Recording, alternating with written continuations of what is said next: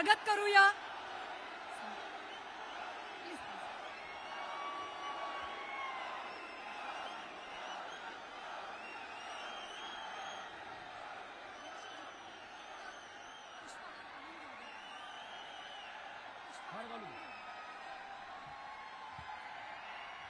छत्रपती शिवाजी महाराजांच्या प्रतिमेला माननीय योगीजी पुष्पहार अर्पण करतील। आपण सगळ्यांनी टाळ्याच्या गजरामध्ये आपला उत्साह दाखवून देऊया। जय भवानी, जय श्रीराम, भारत माता की।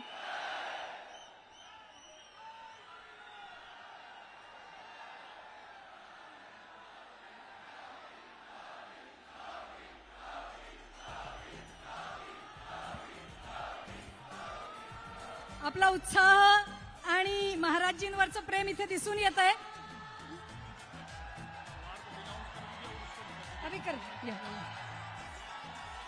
श्री सुरेशजी हाळवणकर, श्री रवींद्र माने आणि श्री सुनील महाजन योगीजींना चांदीची तलवार भेट देत आहेत। आपण टाळ्यांच्या गजरामध्ये त्यांचं जय श्रीराम।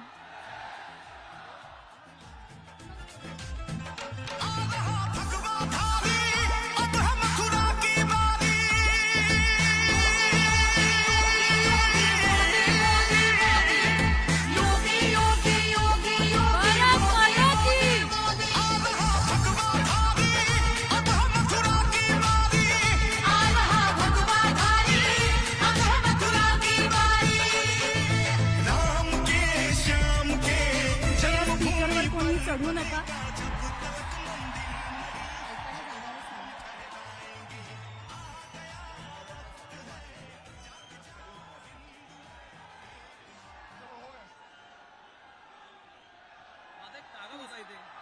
Hi sorry.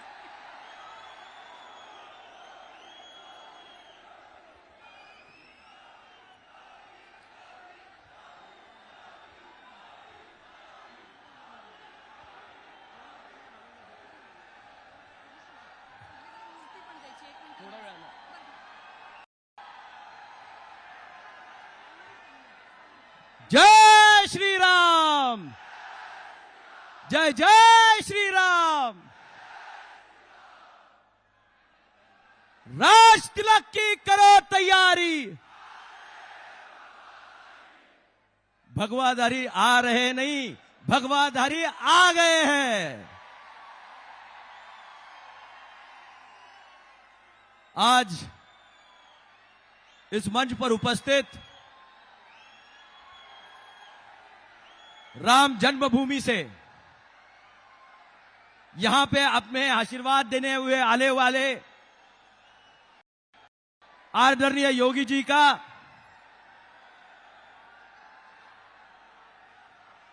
मैं इच्चलकरंजी नगरी की ओर से, इस हाथकरंगले लोकसभा संसदीय क्षेत्र की ओर से तहे दिल से आदरणीय योगी जी का स्वागत करता हूं।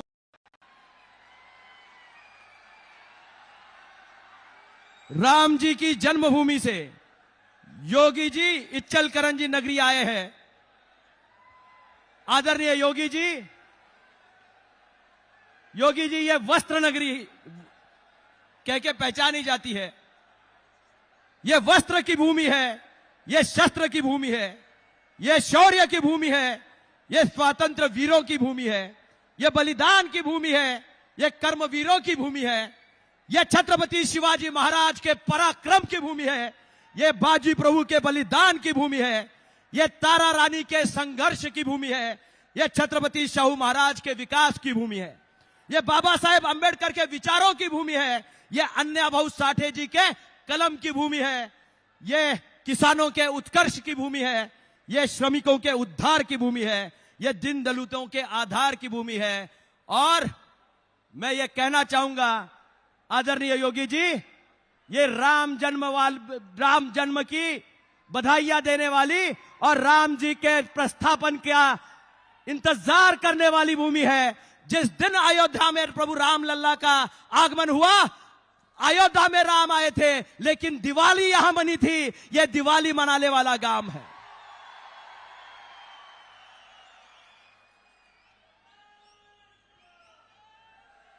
आदरणीय योगी जी, आप हमारे बीच आए हैं और इचलकरंजी नगरी आपको देखने के लिए, आपको सुनने के लिए आतुर है।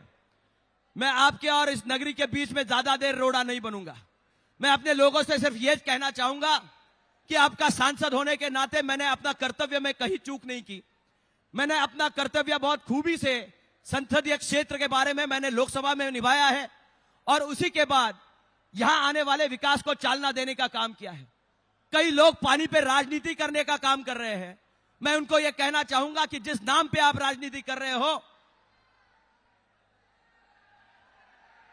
जरा मीडिया वाल्यांना थोडीशी विनंती आहे, थोडंसं खाली बसा, लोकांना दिसत नाही, कॅमेरे राहू द्या, थोडंसं आपण खाली बसा। मीडियाच्या बांधवांना विनंती आहे, 2 मिनिटं आपण थोडं खाली बसा, लोकांना दिसू देत। योगीजींचं भाषण सुरू झाल्यानंतर आपण रेकॉर्ड करा। ये जो माहौल बना है वो आपके आने से बना है। रामलला का आगमन जब अयोध्या में हुआ था, बहुत सालों की प्रतीक्षा इस भारतवर्ष की पूरी हुई और जब उसका शिलान्यास रचा गया तो उसका भाग्य आपको मिला। आज जिस दिन आप इस नगरी में आए हैं वो महाराष्ट्र दिन है, कामगारों का दिन है। प्रभु रामचंद्र की नगरी से, गंगा मैया के किनारे से पंचगंगा के किनारे तक का आपका प्रवास, ये महाराष्ट्र के लिए एक विकास की क्रांति लाने के लिए, आपके विचार सुनने के लिए यहां आतुर सारे लोगों के लिए, एक भविष्य के लिए एक आधार का शिलान्यास रचेगा। मैं ये आपसे अनुरोध करना चाहूंगा कि जो इचलकरंजी नगरी का विकास का रथ है, मैं लेके जाने का आगे प्रयास कर रहा हूं। जिस पानी की योजना का मैं बात कर रहा था, मैं उन लोगों से कहना चाहूंगा, जिस सुलकुड़ पानी योजना के बारे में आप हम पे कयास लगा रहे हो, कटाक्ष लगा रहे हो, उस पानी योजना की मंजूरी अगर किसी ने दी होगी तो वो नरेंद्र मोदी सरकार में एकनाथ जी सरकार ने 161 करोड़ रुपए का निधि इस सरकार ने उसमें लगाया है। निधि देने वाले हम लोग हैं और काम करने वाले हम लोग हैं। मैं आपको यह अनुरोध करना चाहूंगा, यह आपसे विनती करना चाहूंगा, पानी में कोई राजनीति नहीं होनी चाहिए। यह मैं आपको विश्वास दिलाना चाहूंगा। अगर मैं आप सभी के बीच में से एक साथ आपके लिए ये इतना बड़ा निधि ला सकता हूं, इचलकरंजी की विकास यात्रा में अपना योगदान दे सकता हूं। 532 करोड़ रुपीस का निधि मैंने इस नगरी के लिए सीईटीपी प्लांट्स के लिए यहां लाया है और वो सीईटीपी प्लांट होने के बाद उसका फायदा क्या होगा? इचलकरंजी के वस्त्र नगरी के लिए प्रदूषण युक्त पानी उस पंचगंगा नदी में नहीं जाएगा। और दूसरा यह फायदा होगा, साइजिंग का इंडस्ट्री हो, डाइंग की इंडस्ट्री हो, उसको यहां बूस्टर मिलेगा और उसके वजह से जो वस्त्र यहां निकलता है उसमें से गारमेंटिंग की तरफ जाने में हमें यहां बहुत बड़ी सुविधा होने वाली है। एक सांसद होने के नाते मैं ये सारे प्रयास कर रहा हूं कि मेरे इन लोगों को हर तरीके से उनको प्रबल बनाने का काम करना पड़े और निश्चित रूप से आपके आशीर्वाद से मैं ये करने में बहुत जल्दी ही यशस्वी होऊंगा। जो पानी की राजनीति करने वाले हैं उनको मैं ये कहना चाहूंगा, पानी लाएगा तो धैर्यशील माने ही लाएगा, ये आप ध्यान में रख लो। केंद्र में मोदी जी की सरकार है, राज्य में एकनाथ जी शिंदे सरकार है। मैं ये कहना चाहूंगा, अगर मैं इचलकरंजी को पानी नहीं लाया तो मैं कोई भी इसके आगे इलेक्शन नहीं लड़ूंगा।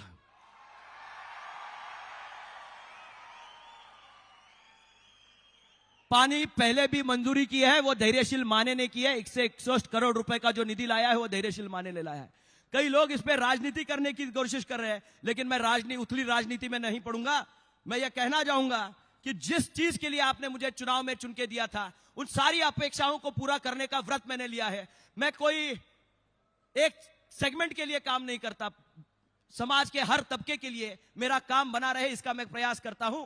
आदरणीय योगी जी, आप जब सांसद बने, मेरा भाग्य है कि 3 पीढ़ियों की संसद हम लोग यहां हैं।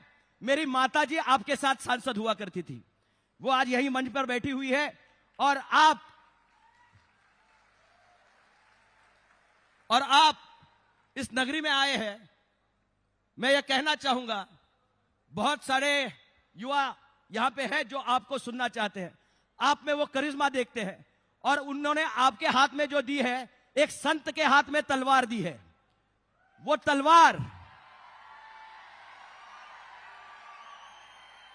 तलवार हमारे रक्षण की तलवार है, हमारे विचारों के रक्षण की तलवार है, इस बहुजन समाज के उद्धार के लिए दी है। जो शिव छत्रपति ने किया था वही स्वराज्य फिर निर्माण करना है, फिर मोदी जी का सरकार लाना है। इसीलिए इन लोगों ने आपके सामने यह प्रयास किया।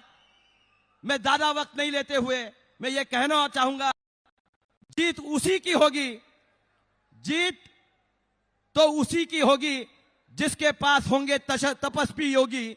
यूपी में आदित्यनाथ, महाराष्ट्र में एकनाथ, दोनों ने पकड़ा है जनता का हाथ, चल रहे हैं विकास के साथ। ना करो केवल भावनाओं की बात, देश की उन्नतियों के लिए समर्पित है दिन रात। कितना ही करो तुम प्रहार, आएगी तो सिर्फ मोदी सरकार। अब की बार और धैर्यशील माने ही आपका खासदार। मैं इन्हीं शब्दों के साथ आदरणीय योगी जी के आगमन का अवभगत करता हूं। मैं जिस भाषा में बात कर रहा हूं, मी मराठी माणसांना या ठिकाणी सांगू इच्छितो, योगीजींना समजावं म्हणून मी थोडं हिंदी बोललो आणि आमच्या भावना त्यांच्यापर्यंत पोहोचाव्यात। आणि आपल्याला जे आम्ही सांगतोय, हा शिव छत्रपतींचा महाराष्ट्र आहे, हा भगव्याची लाद राखणारा महाराष्ट्र आहे। तुम्ही रामलल्ला तिथं स्थापन केलात, त्या रामलल्लाच्या खांद्यावरचा धनुष्यबाण घेऊन, धैर्यशील त्या भगव्याची आशीर्वाद घेऊन दिल्लीच्या वारीला निघालाय। याच भूमीतनं भगवान श्रीरामांना वंदन करत त्यांच्या खांद्यावरचं धनुष्यबाण इचलकरंजी नगरी पडू देणार नाही। ती भगवी लाट इचलकरंजी मधनं उसळेल आणि दिल्लीला जाऊन पोहोचेल, एवढा विश्वास बाळगून मी आपलं मनोगत संपवतो। जय हिंद, जय महाराष्ट्र। मैं सम्माननीय योगी जी से अनुरोध करती हूँ कि वे हमें संबोधित करें।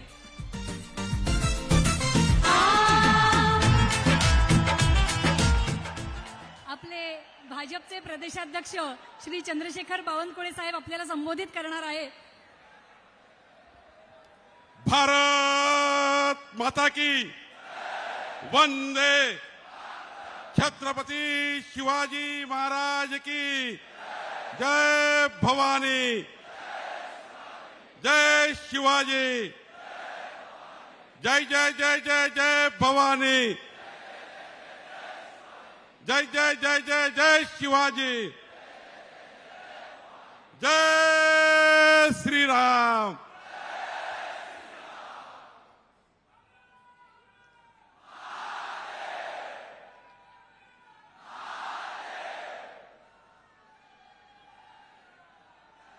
योगी जी, आप देश के देवभूमि से आए हैं। उत्तर प्रदेश हमारी देवभूमि है और हमारा महाराष्ट्र संतों की भूमि है। इस संतों की भूमि पर पूरे महाराष्ट्र की ओर से मैं आपको बहुत बहुत आभार व्यक्त करता हूं, बहुत बहुत धन्यवाद देता हूं।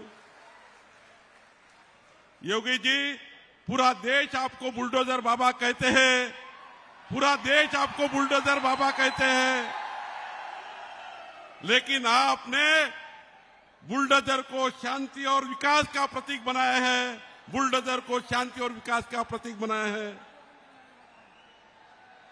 योगी जी का एक बार सबने धन्यवाद व्यक्त करना है। इस देश में पहला लव जिहाद का कानून किसने पास किया? तो माननीय योगी जी ने पास किया। लव जिहाद का कानून लाने वाले पहले हमारे देश के नेता कौन है? तो माननीय योगी जी हैं। भाई बैठ जाइए। हमारे सभी महाराष्ट्र की जनता को, भाई स्क्रीन को छोड़ दो, भाई स्क्रीन पे कोई मत चढ़िए, बैठ जाओ बैठ जाओ।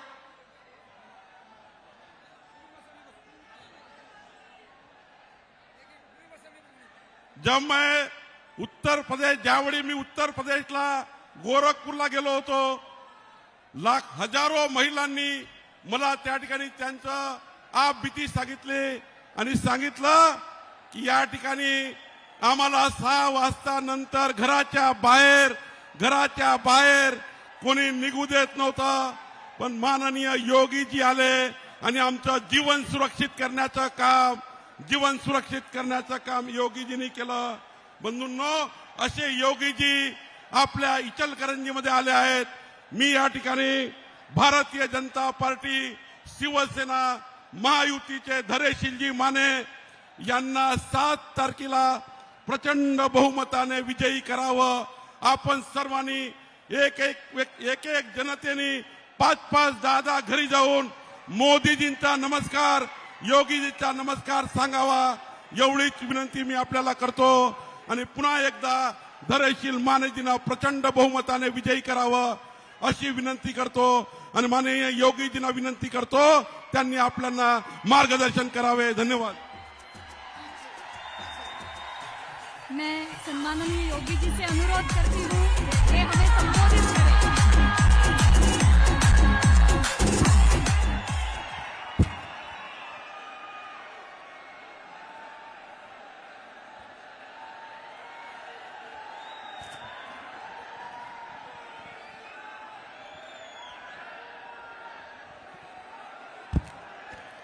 भारत माता की, भारत माता की, भारत माता की.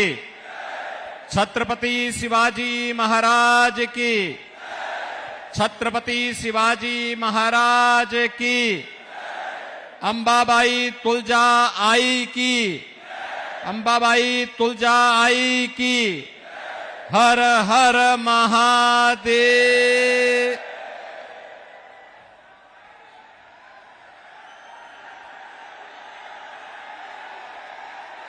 भारतीय जनता पार्टी के प्रदेश के अध्यक्ष माननीय श्री चंद्रशेखर जी बावनकुळे जी,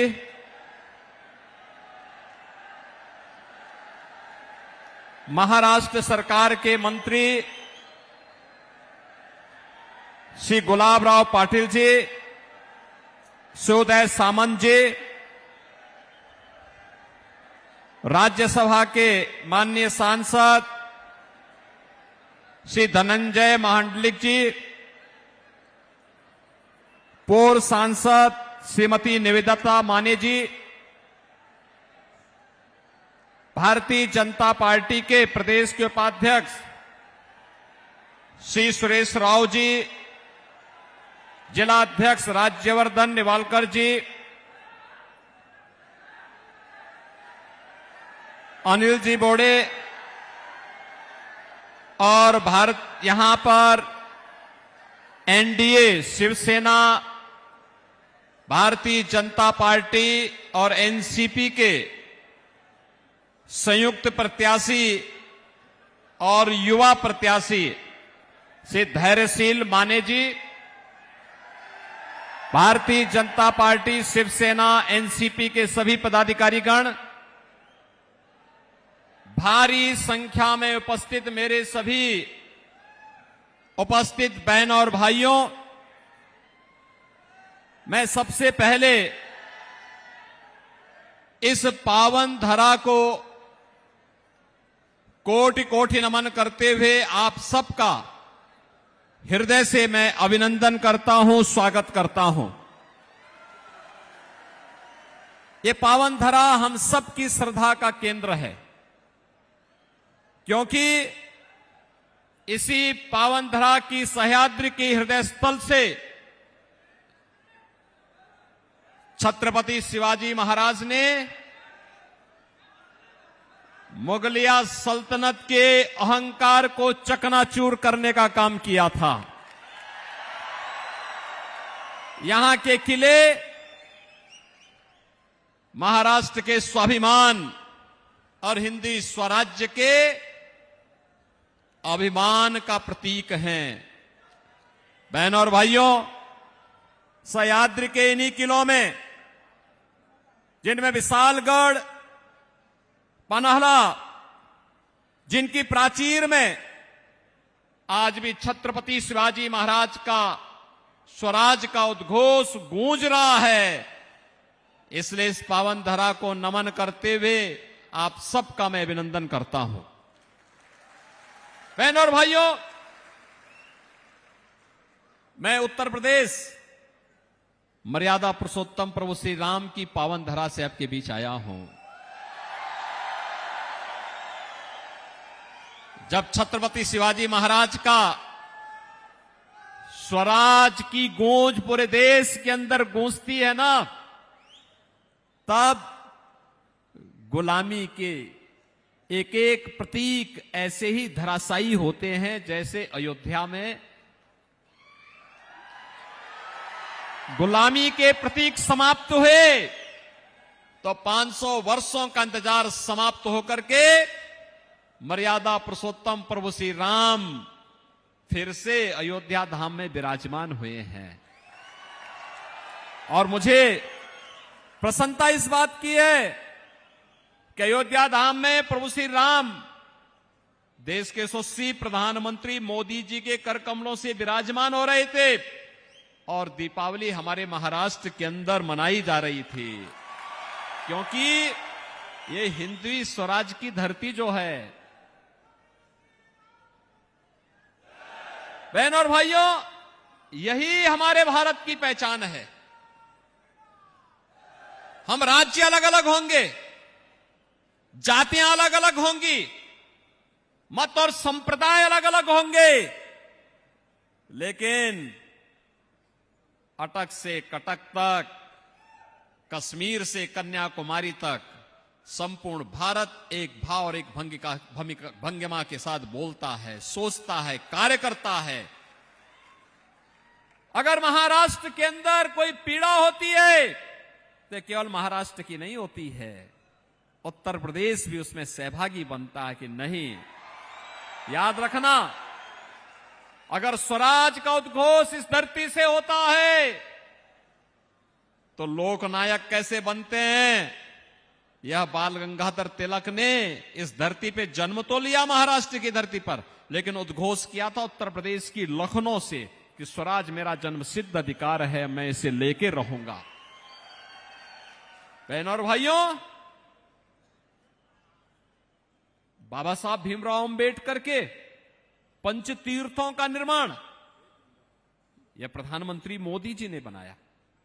उनके नेतृत्व में पूरे देश के अंदर ही नहीं बल्कि दुनिया के अंदर जहां कहीं भी बाबा साहब भीमराव अंबेडकर के से जुड़े हुए स्थल थे, उन्हें तीर्थ के रूप में सम्मान देने का काम भी भारतीय जनता पार्टी और एनडीए ने किया है। और इसीलिए आज मैं आपके पास आया हूं। 2024 का ये लोकसभा का चुनाव, इसका मायने है, हमने बदलते हुए भारत को देखा है। हमारी पीढ़ी इस बात के लिए गौरवान्वित है, जो सपना बाला साहब ठाकरे का था, जो सपना था कि अयोध्या में भगवान राम का मंदिर बनना चाहिए, वह सपना साकार हुआ है। और सपना साकार हुआ है मोदी जी के कारण। बहनों और भाइयों, ये कांग्रेस के लोग तो क्या कहते थे? ये लोग कहते थे कि अयोध्या में कि राम तो हुए ही नहीं। जैसे जो अपने को एक्सीडेंटल हिंदू कहते हैं, ये कहते हैं अयोध्या में राम हुए ही नहीं, और जब अयोध्या में रामलला विराजमान हो गए कहते हैं अब तो राम तो सबके हैं। देखो इनका दोहरा चरित्र, पहले कहते थे राम हुए ही नहीं, अब कहते हैं राम सबके हैं। और बहनों और भाइयों, कांग्रेस ने कभी कोई भी अपने स्तर पर वह हर संभव प्रयास किया उसने, जिससे भारत की परंपरा अपमानित हो, बदनाम हो, उसको हर प्रकार से पददलित किया जा सके। और इसीलिए 2024 के लोकसभा चुनाव में कांग्रेस और उसके सहयोगी दल इंडी गठबंधन के रूप में जब आए हैं, ये यही गुमराह करने का काम पूरे देश के अंदर कर रहे हैं, झूठ बोलने का काम कर रहे हैं। 2014 के पहले 65 वर्षों तक अलग अलग समय में कांग्रेस को एक लंबे समय तक देश के अंदर शासन करने का अवसर प्राप्त हुआ, लंबे समय तक मिला। कांग्रेस के समय में भारत का सम्मान दुनिया के अंदर घटा, देश की सीमाएं असुरक्षित हुई, देश के अंदर आतंकवाद, नक्सलवाद और अराजकता सिर चढ़ करके बोल रही थी, देश का विकास ठप पड़ गया था, भ्रष्टाचार चरम पर था। गरीब कल्याणकारी योजनाओं में कांग्रेस के लोग अपना कमीशन ढूंढते थे, और आस्था के मुद्दे पर तो हमने बता दिया कि कांग्रेस अयोध्या में राम को नकारती थी, मथुरा में कृष्ण को नकारती थी, काशी में बाबा विश्वनाथ को नकारती थी, और महाराष्ट्र के अंदर छत्रपति शिवाजी महाराज की विरासत को भी उसने छेड़छाड़ करके उन्हें कहीं ना कहीं उन्हें भी क्षति पहुंचाने का कार्य किया था। बहनों और भाइयों, अभी कांग्रेस का घोषणा पत्र आया है, उस पर भी हम चर्चा करेंगे। लेकिन 2014 के पहले का यह भारत और 2014 के बाद का भारत, आज के नए भारत का दर्शन हो रहा है। 140 करोड़ का भारतवासी आज दुनिया के अंदर जहां कहीं भी जाता है सम्मान पाता है। दुनिया आज उसका स्वागत करती है, सम्मान देती है, भारतीय के रूप में हम सबको सम्मानित करती है। मोदी जी का सम्मान होता है, 140 करोड़ भारतीयों का सम्मान बढ़ता है। सीमाएं सुरक्षित हुई हैं, आज कोई हमारी सीमाओं का अतिक्रमण नहीं कर सकता, हमारी सीमाओं में जबरन घुसपैठ नहीं कर सकता। आतंकवाद और नक्सलवाद नियंत्रित हुआ है। कश्मीर में धारा 370 समाप्त हुई। कोई सोचता था होगी? कांग्रेस के लोग, बाबा साहब भीमराव अंबेडकर ने जब संविधान बनाया 1950 में हमने संविधान अंगीकार किया, और 52 में चुपचाप चोरी छिपे धारा 370 देश के संविधान में कांग्रेस के लोगों ने जोड़ करके भारत के अंदर आतंकवाद की नींव रख दी थी। तेजी के साथ आतंकवाद फैला। मुंबई में विस्फोट 93 में आपने देखे होंगे, सैकड़ों लोग मरे थे। कांग्रेस के लोगों के पास कोई जवाब नहीं था, और जब भी आतंकी हमले होते थे, एक कांग्रेस के लोग क्या कहते थे? कहते थे देख रहे हैं, देखेंगे, मुंह छुपाने का काम करते थे। कहते थे पाकिस्तान का हाथ है, वो कहते थे नहीं नहीं हम छेड़ेंगे नहीं, माहौल खराब हो जाएगा। और आज एक पटाखा भी जोर से फट जाए ना, पाकिस्तान सफाई देता कि नहीं नहीं मेरा हाथ नहीं है, क्योंकि उसको मालूम है, उसको मालूम है ये नया भारत है, छेड़ता नहीं है, लेकिन कोई छेड़ेगा तो उसको छोड़ता भी नहीं है, बहुत कायदे से ठिकाने लगाता है, घुस के मारता है। अब भारत अपमान स्वीकार नहीं करता है, अपनी सुरक्षा में सेंध लगाने वालों को ठिकाने लगाना भी जानता है। और बहनों और भाइयों, ये नया भारत आज हम सब देख रहे हैं, ये नया भारत है। उत्तर प्रदेश के बारे में भी कांग्रेस के लोग कहते राम जन्मभूमि पे अगर फैसला हो गया खून की नदियां बह जाएंगे। मैंने कहा यार देखो फालतू बात करते हो, एक मच्छर नहीं मरने वाला है। बहनों और भाइयों, आपने देखा होगा 25 करोड़ की आबादी का उत्तर प्रदेश, जिस दिन राम जन्मभूमि का फैसला हुआ और जिस दिन रामलला के मंदिर का शिलान्यास प्रधानमंत्री जी के कर कमलों से हुआ, और जिस दिन प्राण प्रतिष्ठा का कार्यक्रम हुआ, उत्तर प्रदेश के इतिहास का सबसे शांतिपूर्ण और सबसे उल्लास का दिन रहा होगा। आपने देखा होगा भाई, सामान्य दिनों में राह चलते हुए किसी व्यक्ति पर साइकिल और रिक्शा वाले में भी आपस में लड़ाई होती है, तू मैं हो जाती है। तेजी के साथ कोई मोटरसाइकिल से चल रहा है, कोई बाइक से चल रहा है, कोई कार से चल रहा है, आमने सामने, फिर भी एक दूसरे से मुठभेड़ हो जाती है। ये 3 तिथियां ऐसी हैं जहां पर कहीं कोई विवाद नहीं, उत्साह और उमंग का माहौल था, और उत्तर प्रदेश में पूरी तरह शांति थी। तब मैंने कांग्रेसियों से कहा, मैंने कहा तुम तो कहते थे खून की नदियां बहेंगी, खून की नहीं, रंगों की होली खेली जा रही है, होली। ये उत्सव है, ये उमंग का अवसर है। भारतवासी आज से नहीं, सनातन काल से, आदि काल से इन पर्वों को मनाता आया है। और बहनों और भाइयों, ये कांग्रेस के लोग ऐसे ही कहते थे, ये अपमानित करते थे, हर संभव प्रयास करते थे भारत और भारतीयता को अपमानित किया जाए, भारत की सनातन परंपरा को अपमानित किया जाए। और इन्होंने तो, एक कांग्रेसी लोग है ना, इन्होंने तो कहा था, हिंदू आतंकवाद शब्द भी तो इन्होंने ही दिया था, इन्होंने ही दिया था। आज तो विकास के कार्य हो रहे हैं बड़े बड़े। प्रधानमंत्री मोदी जी के नेतृत्व में माननीय गडकरी जी इसी महाराष्ट्र के सपूत हैं। Highway, world class highway Bharat के अंदर बन रहे हैं, एक्सप्रेसवे बन रहे हैं, मेट्रो आ रही है, एम्स, रेलवे का बेहतर नेटवर्क, और रेलवे में भी नई ट्रेनें चल रही हैं, वंदे भारत, अमृत भारत, नमो भारत ट्रेनें चल रही है। भारत को world class infrastructure Modi ji के नेतृत्व में मिल रहा है। IIT, IIM, AIIMS, triple IT, NIT, world class university. और अभी जब धैर्यशील माने बोल रहे थे कि मैं जल लाऊंगा, बहनों और भाइयों, जल लाना नहीं, आ गया मान के चल लीजिए, आपके यहां आ गया है, आ गया है। हर घर नल का संकल्प मोदी जी ने पहले ही पारित कर दिया है। धैर्यशील माने यहां बोल रहे हैं, लेकिन ये आ गया है। हर घर में आरओ का पानी पहुंचेगा, अब इसमें कोई संदेह होना ही नहीं चाहिए, क्योंकि मोदी जी के नेतृत्व में एनडीए केवल सपने नहीं, हकीकत बुनते हैं। और इसीलिए लोग बार बार मोदी को चुनते हैं, इसीलिए चुनते हैं। इस सपने दिखाने का काम तो वे लोग बोलते थे, ये सपने दिखाने का काम तो एक कांग्रेसी करते थे। दादी ने 1970 में नारा दिया था, गरीबी हटाओ का, पोता भी तोते की तरह आज वही डट रहा है, वही डट रहा है कि गरीबी हटा देंगे।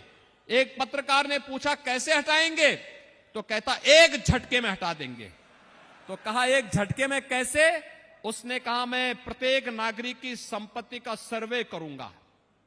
और फिर उनके सलाहकार सेम पित्रोदा ने अपने नाम के अनुरूप कांग्रेस के सामने समस्या खड़ी कर दी।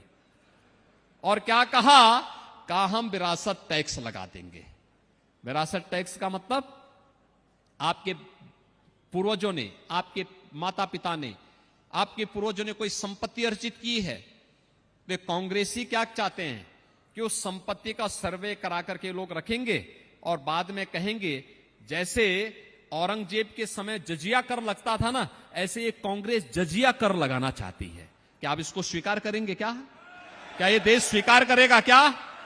अरे मुगलों की औलादें तो वर्तमान में रिक्शा चलाने का काम कर रही हैं और ये लोग जजिया कर वसूली करेंगे भारत से। ये लोग भारत से जजिया कर वसूली करेंगे। एक कांग्रेस ने कह दिया हम विरासत टैक्स लेंगे। भारत ये विरासत टैक्स स्वीकार नहीं करेगा। भारत तो ये नया भारत है, ये टैक्स नहीं, अपनी जनता के लिए गरीब कल्याणकारी योजनाओं को लेके आया है। बहनों और भाइयों, कांग्रेस के समय में लोग भूखों मरते थे, आज 80 करोड़ लोगों को फ्री में राशन मिल रहा है। उनके समय में लोग उपचार के बहाव में मरते थे। मोदी जी 60 करोड़ लोगों को 5 लाख रुपए की आयुष्मान भारत की योजना दे रहे हैं। उनके समय में कांग्रेस के हर नेता, हर दलाल का कमीशन तय होता था गरीब की योजनाओं पे। मोदी जी ने उनकी कमीशन बंद कर दी, क्योंकि हर गरीब का जनधन अकाउंट खुल गया है। पैसा सीधे मुंबई से या दिल्ली से गरीब के अकाउंट में आ जाता है। उनके समय में किसान आत्महत्या करता था, मोदी जी ने हर किसान को किसान सम्मान निधि दे दिया है। 12 करोड़ किसान किसान सम्मान निधि का लाभ प्राप्त कर रहे हैं। उनके समय में नारी गरिमा का सम्मान नहीं था, आज तो हर घर में शौचालय है और 10 करोड़ परिवारों को फ्री में एलपीजी के कनेक्शन भी दे दिए गए। 4 करोड़ गरीबों को मकान दे दिए गए। और मोदी जी ने कहा है जितने भी परिवार बाकी बचे हैं अगले 5 वर्ष में उन सबको भी एक एक आवास उपलब्ध करवाएंगे। हर घर नल की योजना भी पूरा करेंगे। बहनों और भाइयों, यही अंतर है। वे सपने बुनते, वे सपने दिखाते थे, सपने बुनते थे, यहां पे हकीकत बुने जाते हैं और इसलिए उनके सपने को जनता ने खारिज किया है और मोदी जी को बार बार चुना है। बहनों और भाइयों, वे राम को नकारते थे और मोदी जी ने अयोध्या में राम को विराजमान करके कह दिया कि हिंदुस्तान में राम मंदिर राष्ट्र मंदिर होगा। राम राज्य की परिकल्पना को साकार कर रहे हैं। मुझे एक बात बताओ, कांग्रेस के समय में डॉक्टर मनमोहन सिंह जी का बयान आपने पढ़ा होगा, प्रधानमंत्री थे और डॉक्टर मनमोहन सिंह जी ने क्या कहा था कि देश के संसाधनों पर पहला अधिकार मुसलमानों का है। मोदी जी तो नहीं कहा। मोदी जी ने क्या कहा? मोदी जी ने कहा कि मेरी सरकार गांव के लिए, गरीब के लिए, किसान के लिए, नौजवान के लिए, महिलाओं के लिए काम करेगी और इसके लिए उन्होंने नारा क्या दिया? सबका साथ, सबका विकास। बहनों और भाइयों, मुझे बताओ सार्थक नारा क्या है? किसी मजहब विशेष को चेहरा देखकर के योजनाओं का लाभ देना चाहिए या सबका साथ और सबके विकास के आधार पर देना चाहिए? सबका साथ और सबका विकास ही राम राज्य की आधारशिला है। यही है राम राज्य और यही है छत्रपति शिवाजी महाराज की हिंदवी स्वराज की आधारशिला। यही है और यही कहने के लिए हम लोग आए हैं। कांग्रेस का घोषणा पत्र आप देखिए, देखो कितनी चालाकी दिखाने का प्रयास करते। कहते हैं और अपने घोषणा पत्र में कांग्रेस क्या कहती है, इंडी गठबंधन क्या कहता है हम अल्पसंख्यकों को ले उनकी रुचि के भोजन की स्वतंत्रता देंगे।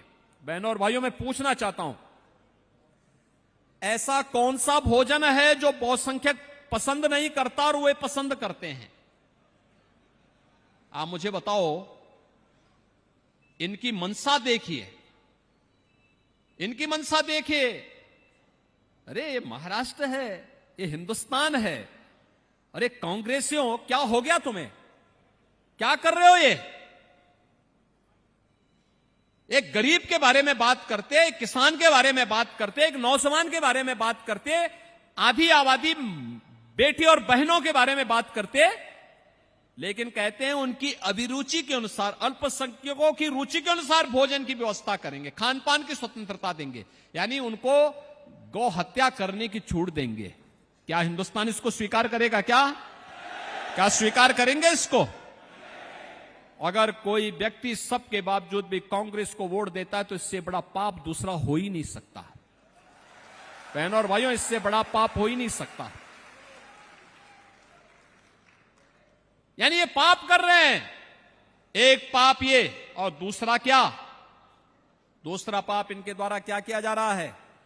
इनके द्वारा कहा जा रहा है, बहनों और भाइयों, कांग्रेस से पहले कर चुकी है। उन्होंने क्या कहा है? कांग्रेस की जब यूपीए की सरकार थी तब उसने जस्टिस रंगनाथ मिश्रा के नेतृत्व में एक कमेटी गठित की थी और कमेटी ने क्या रिपोर्ट दी थी कि ओबीसी को मिलने वाला 27% आरक्षण में से 6% आरक्षण मुसलमानों को दे देना चाहिए। भारतीय जनता पार्टी और भारतीय एनडीए ने उस समय पुरजोर विरोध किया था, कहा था ये स्वीकार नहीं। बाबा साहब भीमराव अंबेडकर ने धर्म के आधार पर आरक्षण का विरोध किया था। हम बाबा साहब भीमराव अंबेडकर के संविधान को अपमानित नहीं होने देंगे। ये भारतीय जनता पार्टी और एनडीए ने कहा था, शिवसेना ने कहा था। फिर कांग्रेस ने सच्चर कमेटी गठित की और सच्चर कमेटी की गठित करके उसने क्या कहा? उसने कहा मुसलमानों की कुछ जातियों को दलित में घुसेड़ दो।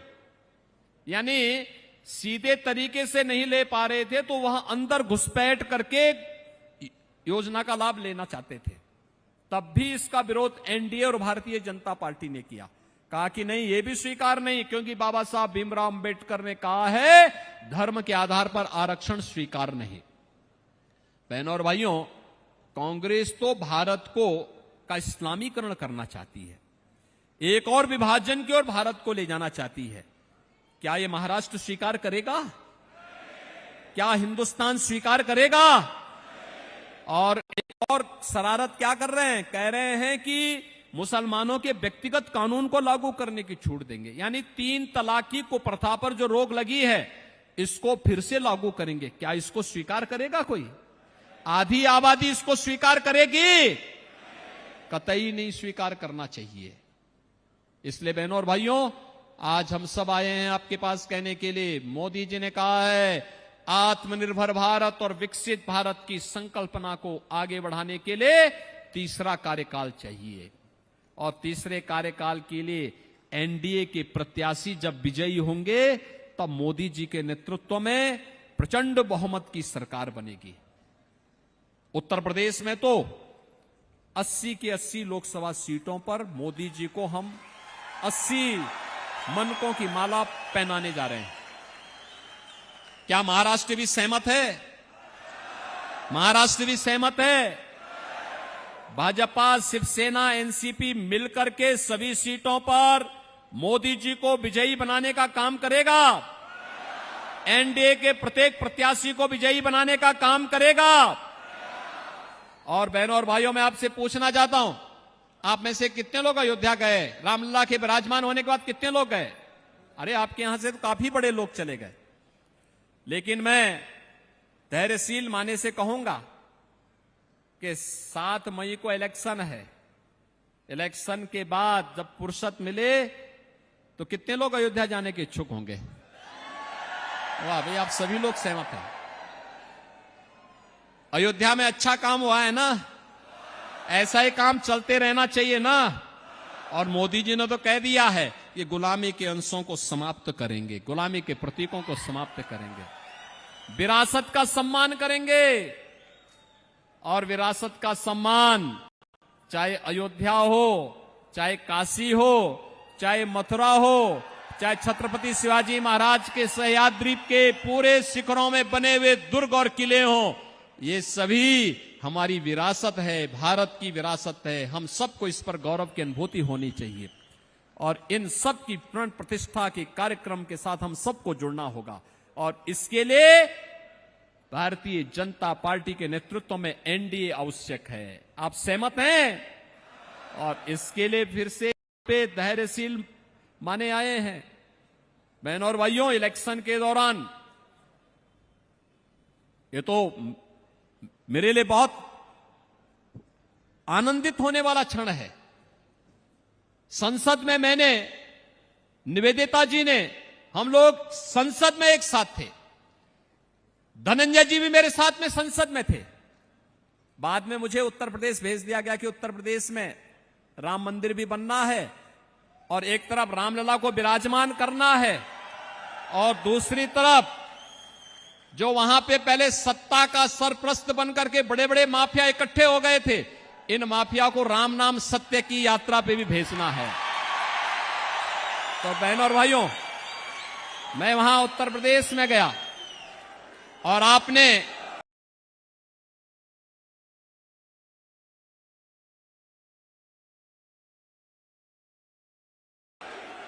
धैर्यशील माने को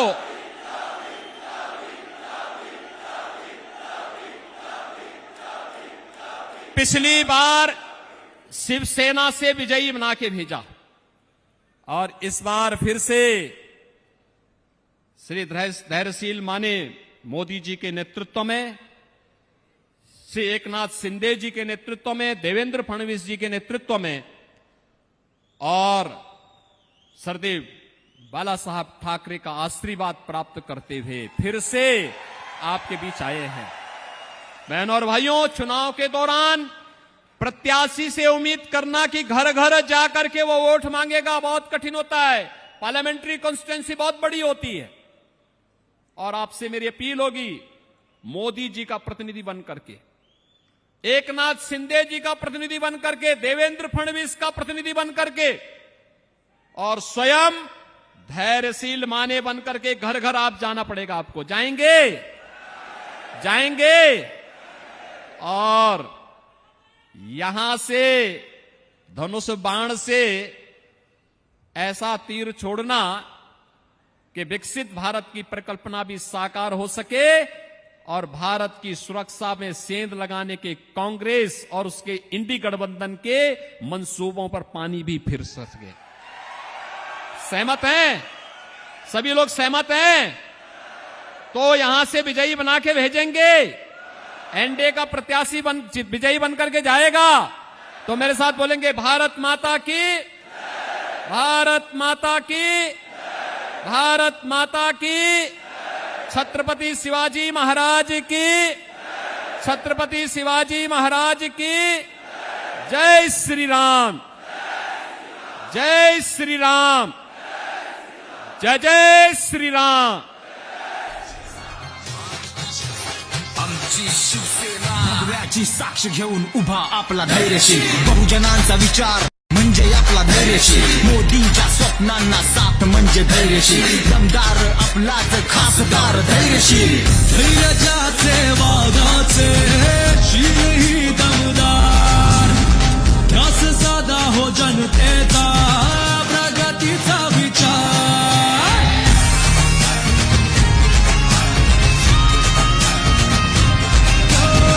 धैर्याचे वादाचे शीलही दमदार, ध्यास साधा हो जनतेचा प्रगतीचा विचार, बोल कैसा चालय ऐसा मर्द तडफुदार, देशहितासाठी मोदी सरकार धैर्यशील मानेचा आपला खासदार, शिवसेना शिवसेना शिवसेना शिवसेना.